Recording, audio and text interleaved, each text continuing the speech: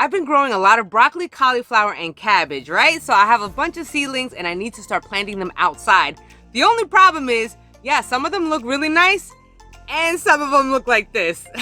I killed a lot of plants. Well, not exactly kill them, but a lot of them are dying. My question is, can we save these just by growing them outside and giving them a little tender love and care? Let's find out. What is going on, my plant peoples? I'm the ADHD gardener, where I use gardening, houseplants, and humor as a form of mental health therapy. Look at this. This looks so hurt. This is you know what? In a way, this is actually good, so you can see what can really happen. Look at this jacked up. Oh my gosh. I know in this tray, some of them look a little dried up, but let's look at the other side, all right? I have a lot of them that are doing pretty good. Yeah, they've been a little neglected and, turning colors, but that's okay. They're large enough of a seedling to, really bounce back with no problem in the soil. The question is, look at this hot mess. Question, can we save this? All right, look, okay, I got a busy life. Really busy. And of course, my paying attention skills and stuff have gotten better.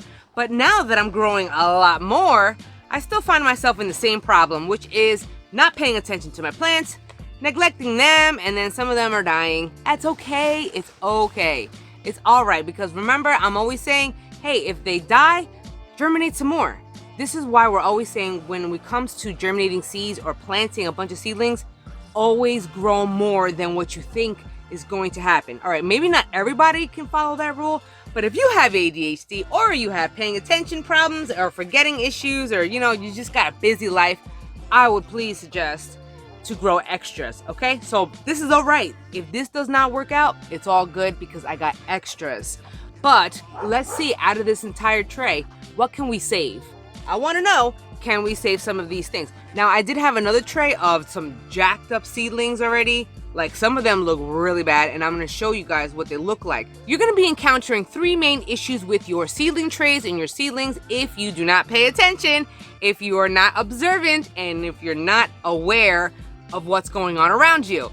Like me. And of course, this is the result of it. Look at this death. Oh my gosh.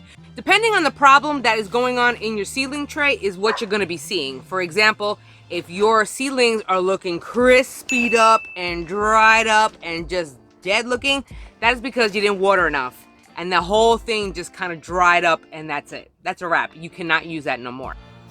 Look at that. This was just terrible. I stopped watering it. Or maybe I did water it and I watered it too late. See, that's pretty bad. So that is a no-go. If you have seedlings that are looking yellowish, they're losing their color, they're looking super pale, that is because you need fertilizer or you need nutrients. Yellow, greenish, but it's starting to go a little on the pale side. You'll notice a lot of the paleness when it comes to leaves that are supposed to be a darker color. Like, this was a dark green to purple leaf, and look at this. Look at that color. That's just awful. See that yellow? That's pretty bad. But look, new leaf. Look at that. That one is a healthy leaf. So I decided to plant this one in the ground. I knew this one was going to have a healthier and a way better of a chance to grow because of that new leaf right there. But what if you did have nutrients inside of your seedling tray? What could be the cause of the yellowing of, the yellowing and the paling of that seedling? It needs a larger tray. That is a major, major problem, because the ones that I had that went yellow and pale were a lot smaller of these seedling trays than this. This is a lot larger, so this was able to hold out a lot longer. Now, I did a video on this when it comes to seed starting, using these domes and comparing different seed tray sizes. I'm gonna drop that link down below so you can know exactly what I'm talking about. Another problem that you may encounter, maybe not necessarily with the brassicas like broccoli, cabbage, and cauliflower, but that could very well possibly happen to them too, granted that the seedlings and the cold. You could be possibly planting these or bringing your seedlings outside way too fast. And that can result in a bunch of shrivelly ass seedlings that looks like root rot, essentially. If you know what root rot looks like, oof. Yeah, root rot sucks. Look at that. I was growing some artichokes. Did not, oh my gosh, the cold really got to it and damn near killed it. I don't know if that's gonna come back. Another thing that I forgot to mention is, let's just say you did not thin out your seeds. Remember when, well, in that other video, I mentioned, oh, actually, did I mention that video? I don't know, but either way, have you ever heard of something called thinning, right? So that's when you like germinate a bunch of seeds, but you only really want one, but you put in more than one just to guarantee some germination. So let's say you got a bunch of them and you did not thin them out, right? So, for example, these two right here, they're in one little seedling block, okay? That should have been thinned out a long time ago. This is a perfect example of survival of the fittest, okay? I got two plants right here, two seedlings, and I did not split them, so obviously they were looking really hurt. You'll see that one plant is yellow and damn near dead. We got crunch, it's dried the heck up, so that's not gonna survive. This one, on the other hand, is starting to pale, but it's still a lot stronger than the other one. So what we're gonna do, we are just gonna get rid of this because we do not need that extraness. There we go. We thinned it out. Now this one was starting to go on its way out because you can see some leafy crunch right there. But it's all good because you got two new leaves, and look what's right in the center. You see that? It's a new leaf growing. There's hope here, people. I did not thin them out because probably I just was not paying attention, or maybe I just didn't have enough time. This, you know, a lot of these problems can be due to our lifestyle. Maybe we're too busy, or maybe some quirky traits that we all have, like I do. I mean, technically you can split them right now. Just, you know, split them right down in the middle, and then you'll have two different plants. These are gonna get really big, and those roots are gonna get really big. So ideally you want one per seedling block. If you're not gonna have one per seedling block and you got like 2 or 3 or more, whatever on them, they're gonna shrivel up and die and look like this, okay? They're gonna be competing for nutrients. So if you have already fertilizer inside of it, because remember from the other video, I like to add some worm casting, so it does have some fertilizer. But if you got two plants competing for the same fertilizer, one of them, you know, survival of the fittest, one of them is gonna survive and one of them is not. So what can we do with these seedlings? Is there any way that we can save them or not? These are looking a little hurt. Unless you're planting like the most dead looking like seedling thing ever, then all the prayer in the world is not gonna help that plant.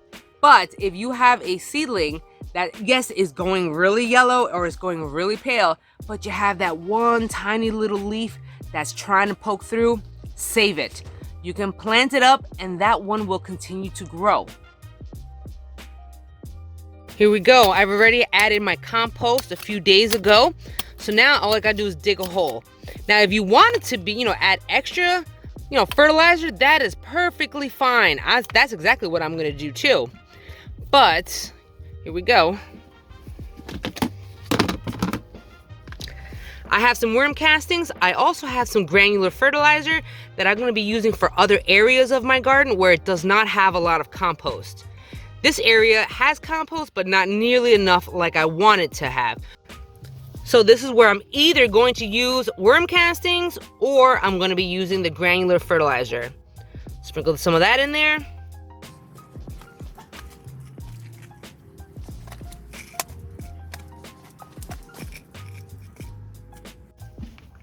You guys know how much I love worm castings.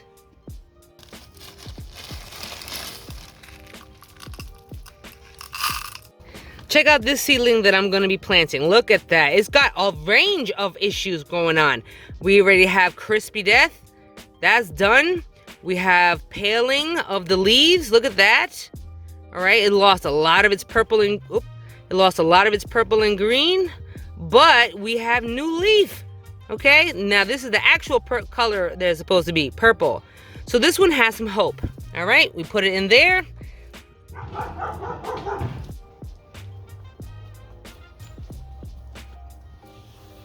What are you doing, Chippies? What are you doing? What are you doing, Chips? Peanut butter? After you got in here, this is where you would also put more compost if you wanted to. You would throw compost in here in the hole in replacement of the worm castings or with the worm castings. So I'm gonna have it right here and I'm gonna cover it as much as I can. This is gonna be mad close to the ground, yo. Really, really close to the ground. And if you forget that it exists, boy, this plant will die. So you're gonna have to baby the crap out of it, people. This is actually gonna be more rewarding to you than growing a healthy plant, because you know that you put effort, you put care and love, and you paid attention to this. So you know that you put, all that hard work that you did paid off. I've noticed when it comes to cauliflower or broccoli that they tend to have a long stem. Like really long stem if you don't transplant up, the little pot size. Look how long this is. Okay, this is another thing that you're gonna come across. Really, really long stem. Okay, we're gonna add our worm castings or granular fertilizer or compost. As long as it has something that's gonna feed the plants, that's what we're going for. Now for this long ass thing, look at that. I'm gonna bury the entire stem. And the only thing that's going to be popping up out of the ground is the leaves. All of it. I don't even mind burying if one leaf gets buried, I'm not going to die. All right. See, as long as I have some 2 leaves popping up out of the ground, it's all good. This will come back. This definitely will come back if you baby it and you love it and you nurture it. I know that sounds mad cheesy. I know, I'm not a feeler type, so that sounds very cheesy to me, but this will reward you. I mean, imagine if all that hard work pays off and then you finally get a plant that bounces back. That's so rewarding. And talking about some positive reinforcement, and talk about some dopamine. I've planted a bunch of the crappy cauliflower, brassicas, all the different varieties in here. Now, another problem or mistake I did last year was planting them too close. These suckers need a lot of space, but not so much space, but they need at least 1.5 feet. Ideally 2 feet would be nice, but if you're, but if you have a small amount of space, maybe 2 feet is not going to be doing it. So I'm doing at least 1.5 feet, maybe just 1 foot apart. I want to be able to maximize this space. All right, so now you planted all your brassicas in the ground or in a container, and it's all good. You're going to be watering, you're going to be fertilizing, you're going to be just taking care of your plants. And it's all good, right? You would think so, right? Until May hits. Next month, we are going to see those white cabbage moths, yo. I guarantee it. And if you know anything about them white moths, you know that they're going to be eating up all your stuff. So in the next video, I don't want to say in an upcoming video, either of 1 video from now or 2 videos from now, I'm going to have a solution, hopefully, for that using some netting, but that's for another video. I really hope you enjoyed this video and you got some good information out of this. Now, this, of course, can apply to any other seedling that you're growing, really, for that matter. It doesn't have to be brassicas, broccoli, cauliflower, or cabbage. You could be with any seedling. And a lot of these planting stuff that I've been doing in here, this can apply to all the other plants or seedlings that you're, trying to grow outside.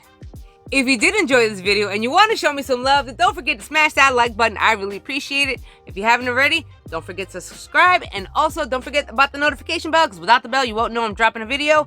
Last but not least, you can catch me on Facebook and Instagram. I'm on there all the time. You can drop me a message, we can chit chat, and we can also laugh through memes.